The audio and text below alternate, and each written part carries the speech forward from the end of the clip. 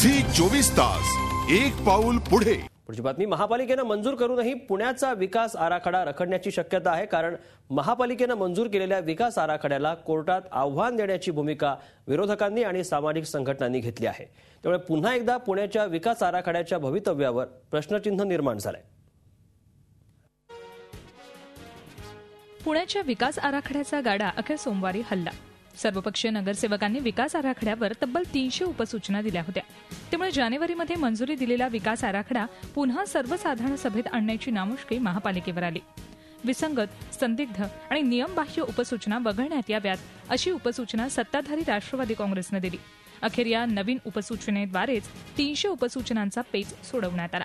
या उपसूचना ह्या संदिग्ध आहेत, ओव्हरलॅपिंग होणाऱ्या आहेत आणि स्पष्टता नाही त्याच्यामध्ये।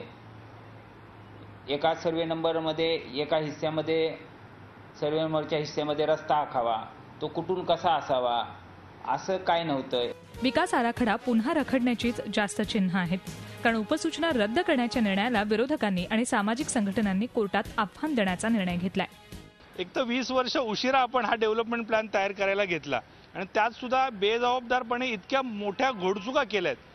त्यामुळं जर का आम्ही आयुक्तांना विनंती केली की तुम्ही हा ठराव विखंडित करायला राज्य शासनाला पाठवा आणि जर का तुम्ही तसं नाही केलं तर आम्हाला कोर्टात जाण्याशिवाय पर्याय उरणार नाही।